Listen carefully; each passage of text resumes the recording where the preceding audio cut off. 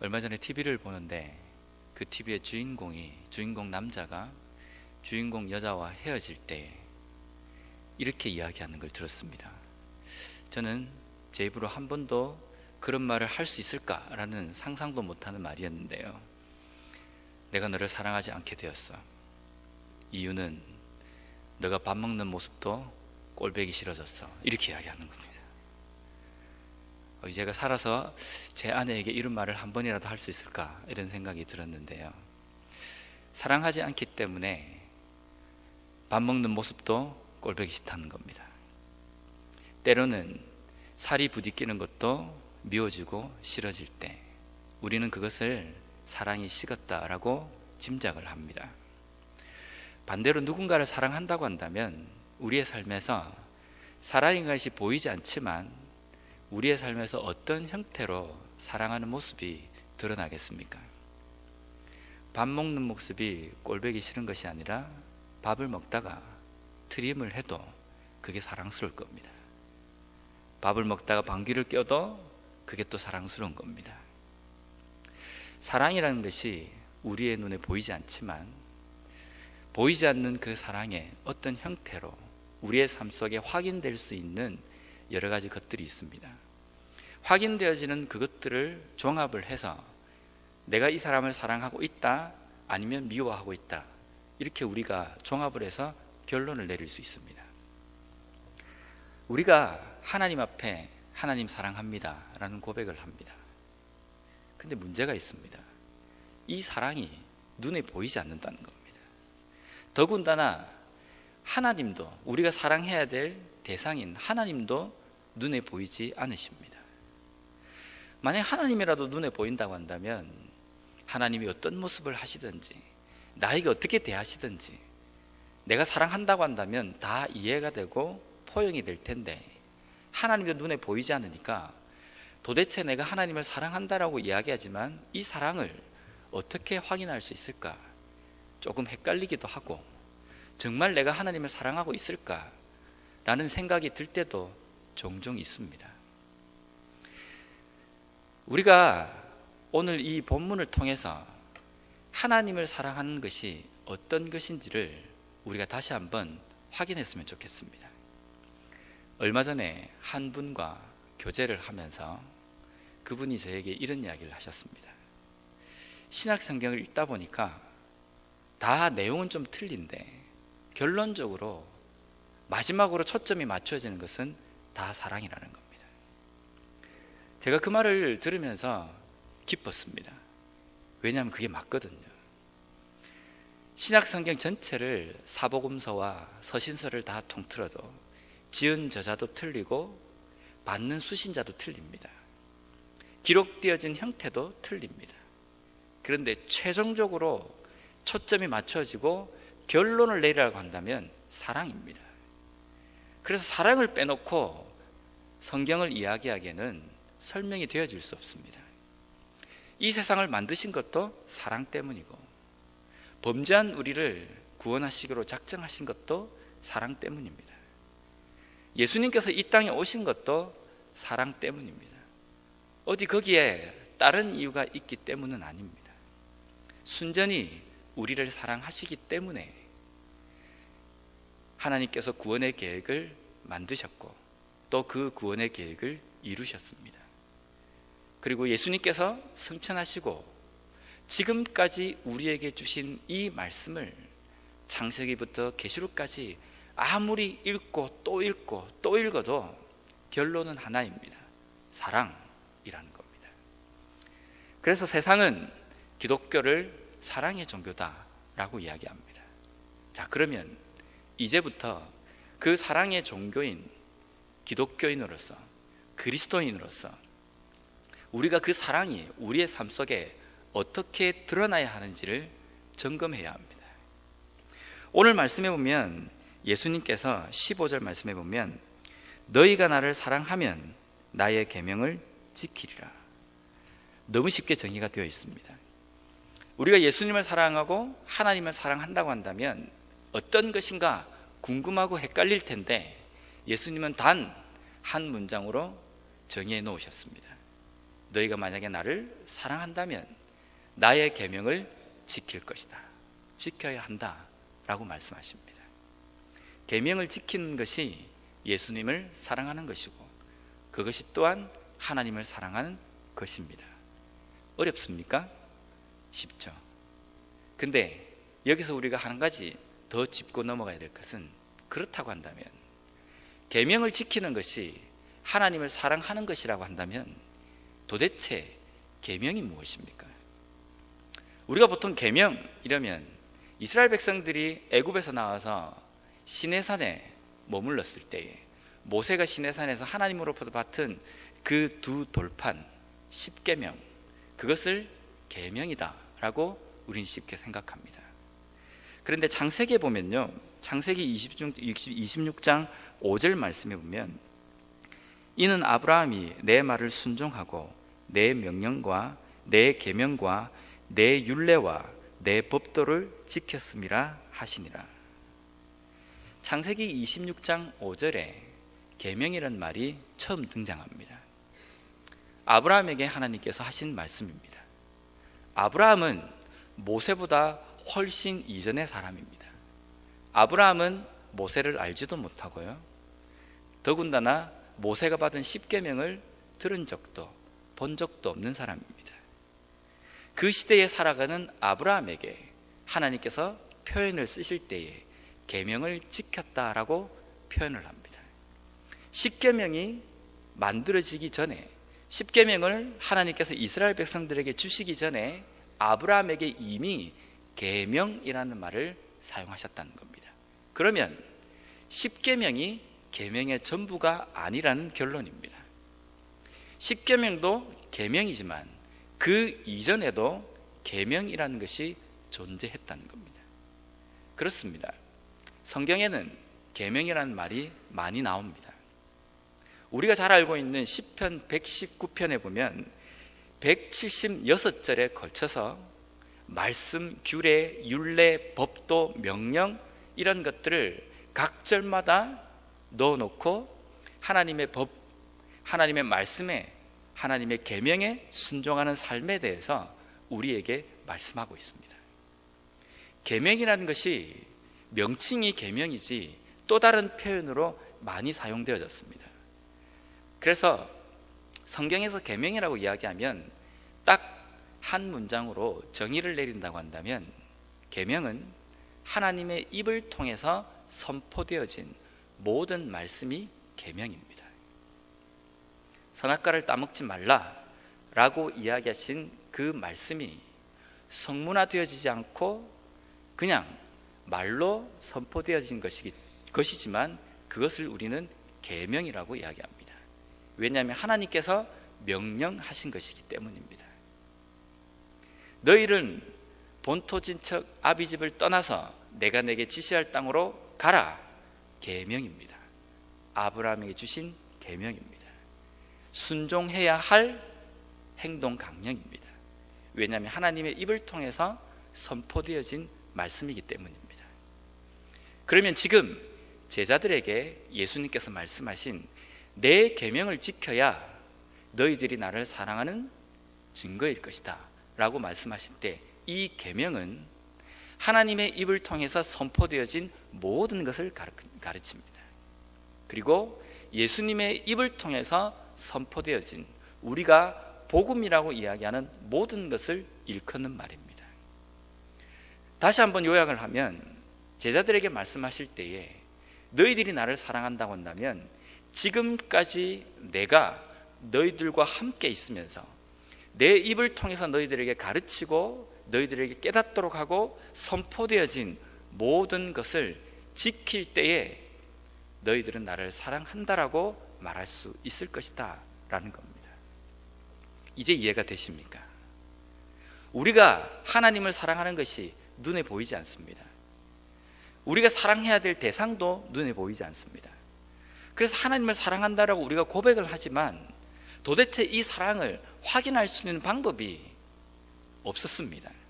그런데 예수님께서는 예수님의 입을 통해서, 하나님의 입을 통해서 선포되어진 계명, 그 모든 것을 지키는 것이 하나님을 사랑하는 증거다라고 말씀하고 계신다는 겁니다. 그런데 여기에서 한 가지 더 나아가면요, 그렇다고 한다면 예수님께서 제자들에게 또한 지금 이 시대를 살아가는 우리에게 계명이라는 것을 어떻게 말씀하시고 계시는지 그것을 살펴봐야 우리가 지금 계명을 지키고 있는지 아니면 그렇지 못한지를 우리가 확인할 수 있습니다. 제가 성경의 두 부분을 읽어드리겠습니다. 첫째는 마태복음 22장 37절에서 40절까지의 말씀입니다. 예수께서 이르시되 내 마음을 다하고 목숨을 다하고 뜻을 다하여 주 너의 하나님을 사랑하라 하셨으니 이것이 크고 첫째 되는 계명이요 둘째도 그와 같으니 내 이웃을 내 자신같이 사랑하라 하셨으니 이 두 계명이 온 율법과 선지자의 강령이니라. 마태복음 22장 37절에서 40절까지 말씀은 계명의 가장 첫째 되는 것이 무엇이냐는 질문에 대답하신 예수님의 말씀입니다. 계명이라는 것은 두 개로 크게 나누어서 선포되어질 수 있다. 첫째는 하나님을 사랑하는 것이고 둘째는 내 이웃을 내 몸처럼 사랑하는 것이 계명이다라는 겁니다. 구구절절이 이렇다 저렇다 사설이 있는 것이 아니라 딱 두 가지로 예수님께서 요약해 주셨습니다. 두 번째로 요한복음 13장 34절에서 35절 말씀입니다. 새 계명을 너희에게 주노니 서로 사랑하라. 내가 너희를 사랑한 것 같이 너희도 서로 사랑하라. 너희가 서로 사랑하면 이로써 모든 사람이 너희가 내 제자인 줄 알리라. 계명을 지키는 것은 하나님을 사랑하는 것이고 또한 내 이웃을 우리의 몸처럼 사랑하는 것이 계명을 지키는 겁니다. 거기에다 더욱이 우리가 예수님의 제자라고 자부하고 이야기를 하는데 과연 내가 예수님의 제자인 증거는 어디에 있느냐? 누군가가 묻는다고 한다면 내가 다른 사람을 사랑하는 것이 내가 예수님의 제자인 증거라는 겁니다. 오늘날 많은 교회에서는 우리가 하나님을 사랑한다는 그 증거를 다른 것에서 찾습니다.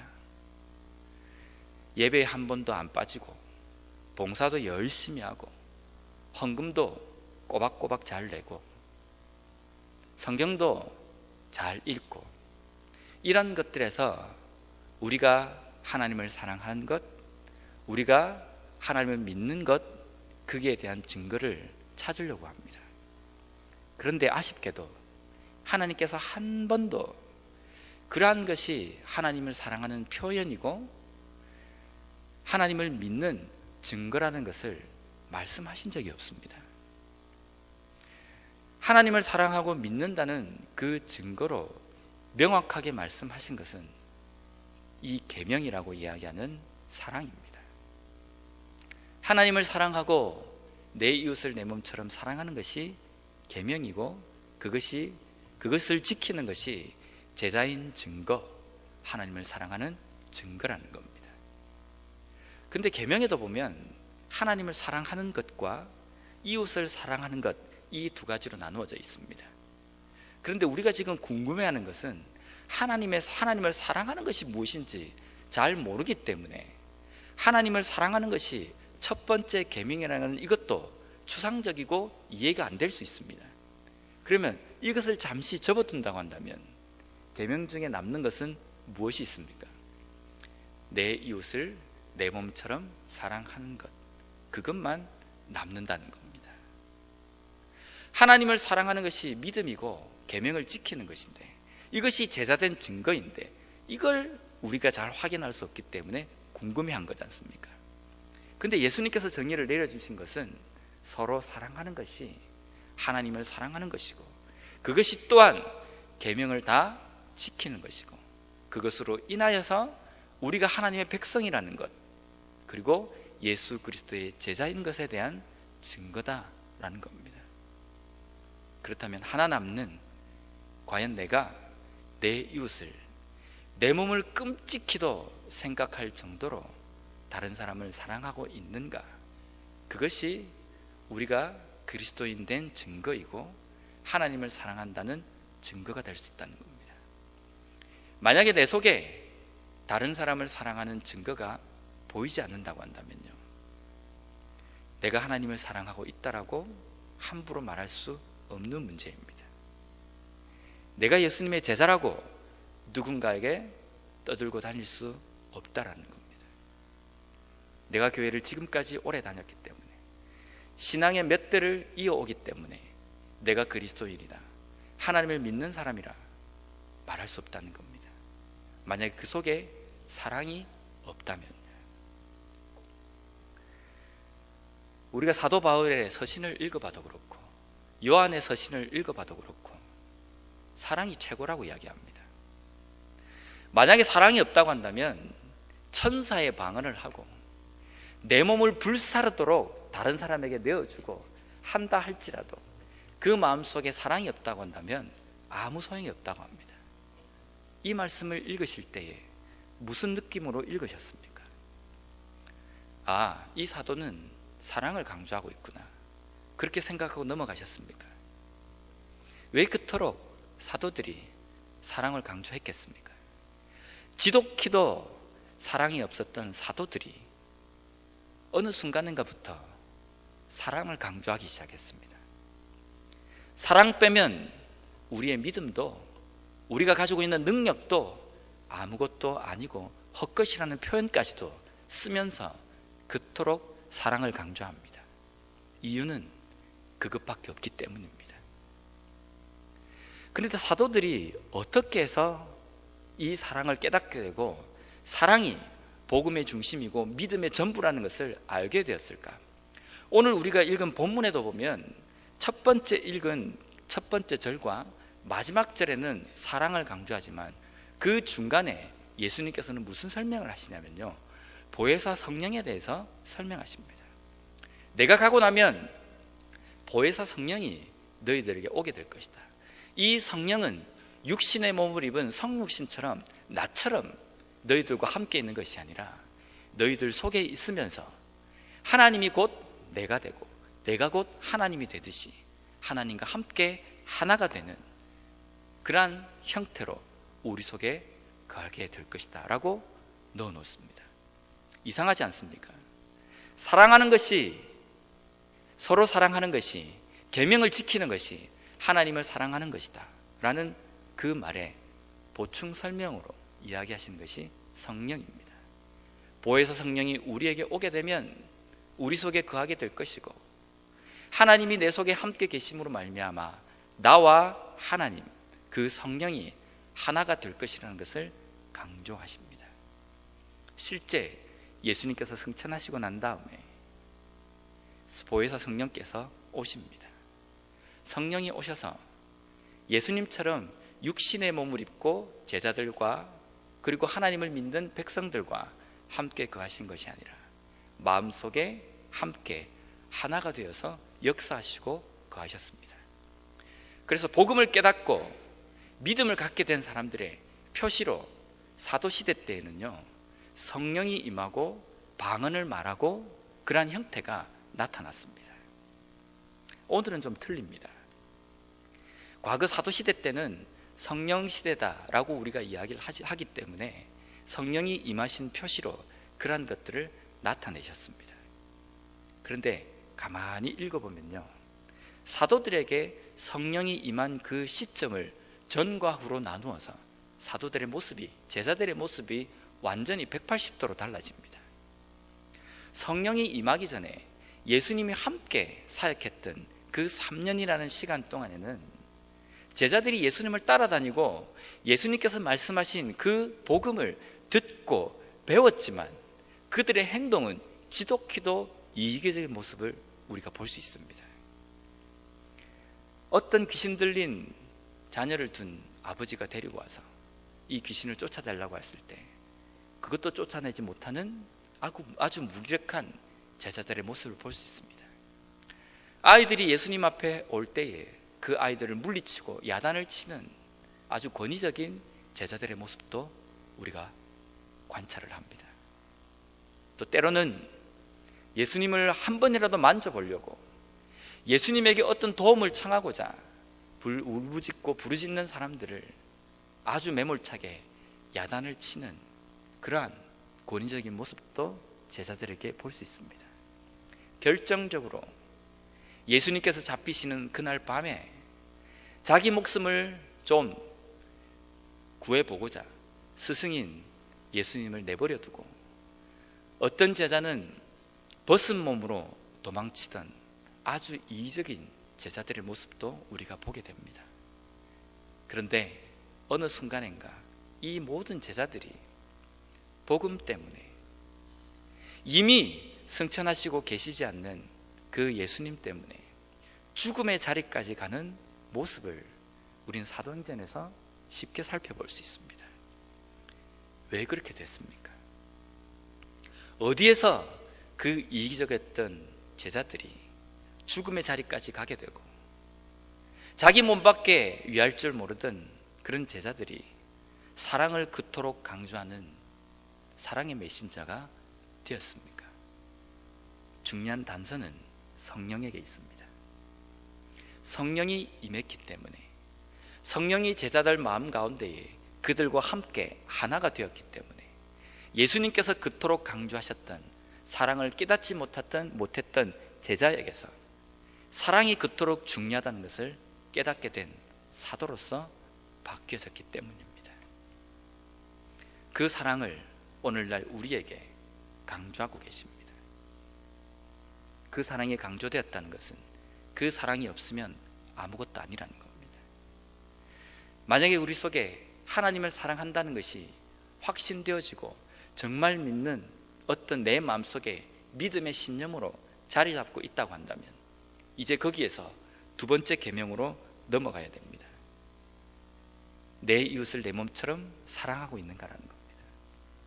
만약에 그렇게 사랑하지 않는다고 한다면 나는 계명을 지키고 있지 않는 겁니다. 그리고 또한 극단적으로 말씀을 드리면 내 속에 성령이 계시지 않을 수도 있다는 겁니다. 사랑을 못하는 사람은 다 성령이 그 속에 없습니다라는 그 말씀 뜻이 아닙니다. 우리를 사랑할 수 있는 존재를 만드시는 분은 성령이십니다. 하나님의 말씀을 깨닫게 하시기 때문에 하나님의 말씀을 깨달은 사람은 지독히도 다른 사람을 내 몸처럼 사랑할 수 있게 변화가 되어야 된다는 겁니다. 어쩌면 우리 속에 성령께서 계시기 때문에 우리를 하여금 끊임없이 말씀을 깨닫게 하시고 내 이웃을 내 몸처럼 사랑할 수 있도록 변화되어가는 과정이 지금 현재 우리의 모습이 될 수 있습니다. 그래서 내 속에 나는 다른 사람을 내 몸처럼 사랑하지 않기 때문에 나는 성령이 거하지 않는다, 이렇게 그냥 말씀하지 마시고 내가 지금 내 속에 성령께서 계시기 때문에 나와 하나님이 하나가 되어서 내가 변화가 되고 나에게 말씀하신 그 복음이 깨달아짐으로 말미암아 점점점 내 이웃을 내 몸처럼 사랑하는 예수님의 제자의 길로 내가 변화되어가는 과정이구나라고 우리가 알면 됩니다. 그런데 만약에 그런 생각조차 없다고 한다면 심각하게 고민해야 합니다. 내가 정말 하나님의 백성인가? 정말 나에게 신앙이 있는 걸까? 정말 내가 하나님을 사랑하기나 하는 걸까? 그러면 내 이웃을 내 몸처럼 사랑한다는 것이 어떤 수준이겠습니까? 저는 항상 이런 강조를 합니다. 적어도 그리스도인이라고 한다면 자존심이 좀 있어야 됩니다. 이 자존심이라는 것은 딴 데서 내세우지 말고 세상 사람들도 누구나 할 수 있는 것을 가지고 나도 하고 있다는 것으로 내가 그리스도인이다, 나도 어느 정도 착한 사람이다, 이래 말하지 말자는 겁니다. 그리스도인의 자존심은요, 세상 사람들보다 좀 차원 높은 뭔가를 할 때 내가 그리스도인으로서 자부심을 가진다라고 말해야 될 것 같습니다. 사랑한다?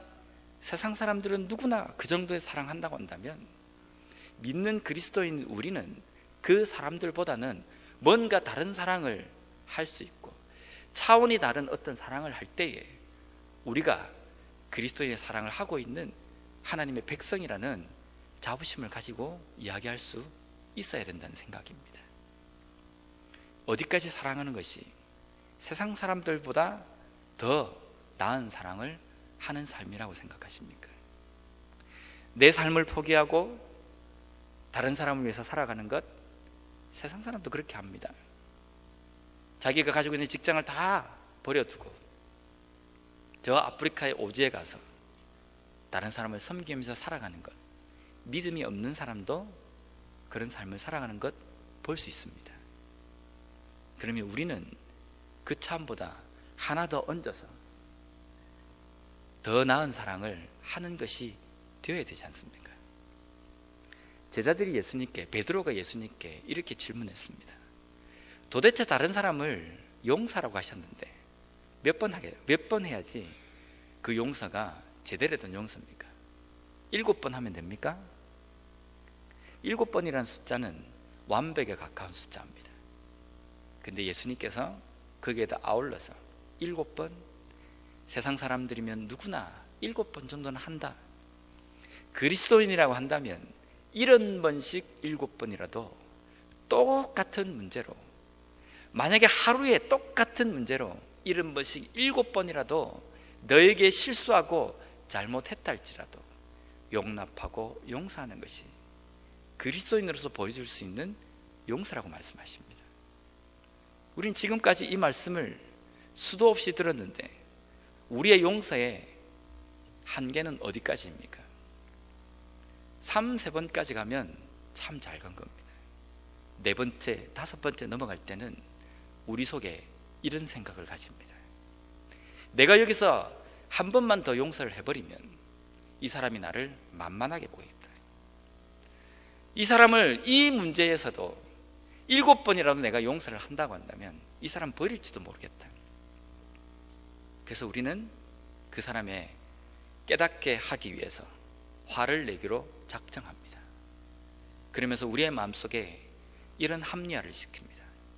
예수님도 성전에 들어가셔서 비둘기를 팔고 돈을 바꾸는 사람들의 상을 엎으시면서 채찍을 만들어 그것을 뒤집어 엎으신 장면을 떠올리면서 예수님도 그런 분노를 내셨다. 우리 또한 이런 분노를 낼 수 있다라고 우리의 마음속에 생각합니다. 그리고 그것을 이름하여 거룩한 분노라고 이름을 짓습니다. 저는 이분들에게 묻고 싶습니다. 정말 예수님께서 상을 뒤집어 엎으셨기 때문에 우리도 상을 뒤집어 엎을 수 있는 분노를 좀 낼 수 있다고 생각하신다고 한다면, 그렇다고 한다면 다른 부분에서 예수님을 거의 닮아가고 계십니까? 만약에 나는 다른 부분에서도 거의 예수님을 닮아간다라고 자신하고 말씀하실 수 있다고 한다면 뒤집어 엎으셔도 괜찮습니다. 그런데 꼭 보면요, 딴 거는 지독스럽게도 닮지 않으면서 닮으려고도 생각조차도 하지 않으면서 예수님께서 하신 우리가 따라가기 너무나도 쉬운 이 분노의 부분에서는 이걸 예를 들어서 거룩한 분노라고 이름을 짓고 우리가 하려고 합니다. 만약에 저에게 묻는다고 한다면 저는 이렇게 대답합니다. 누군가가 잘못했을 때, 교회가 잘못되어져 가는 그 일 중심에 누군가가 서 있을 때 목사님은 어떻게 그 문제를 해결하시겠습니까? 저는요, 말 못합니다. 당신 잘못되었습니다, 이런 말 못합니다. 왜냐하면 저는 예수님이 아니기 때문입니다. 저는 그냥 두고 볼 겁니다. 근데 두고 본다고 해서 그냥 손 놓고 있는 것이 아니라 저는 기도하겠습니다. 우리가 기도하면 뭔 일이 되겠느냐? 기도한다고 그 사람이 바뀌겠느냐? 내가 한마디라도 충고를 해줘야 그 사람이 바뀔 가능성이 있지. 우리는 이렇게 생각합니다. 그 이야기는요, 뭔가 아주 논리적이고 합당한 것 같지만 하나님을 아주 우습게 하는 겁니다. 하나님이 사람이 있어야 일을 하십니까? 하나님이 어떤 도구가 있어야 일을 하시는 분이라고 생각하십니까? 그러면 하나님을 잘못하는 겁니다. 하나님은 이 지구상에 한 사람도 없어도 하나님께서 하시고자 하는 일은 어떻게 해서든지 하시는 분입니다. 홍해가 갈라진 것이 사람이 있었기 때문에 갈라졌습니까?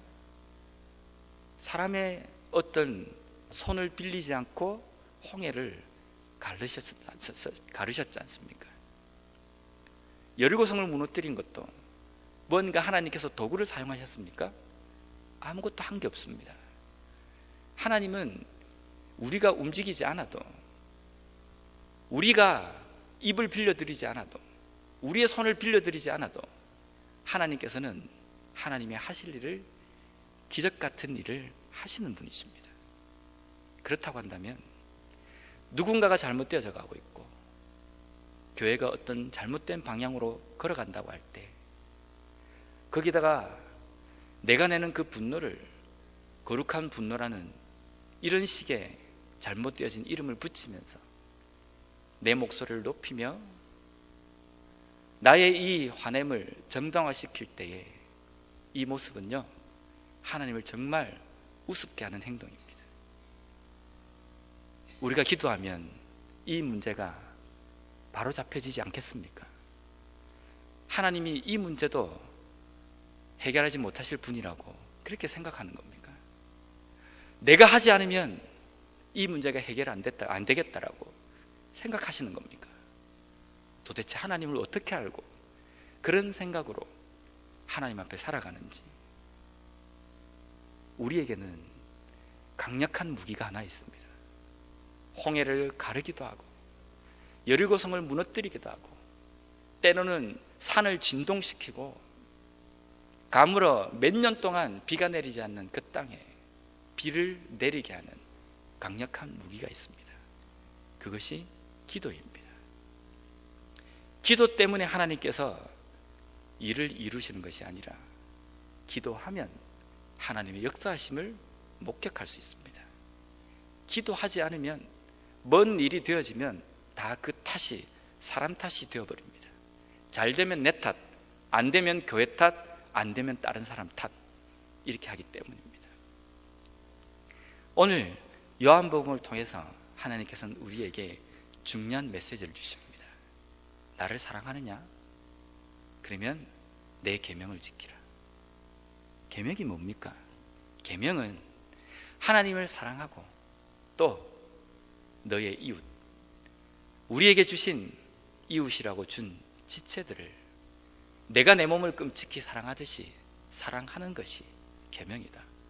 아, 그러면요, 내가 다른 사람을 내 몸처럼 사랑하는 것이 하나님을 사랑하는 것이고 예수님의 제자가 된 증거이군요.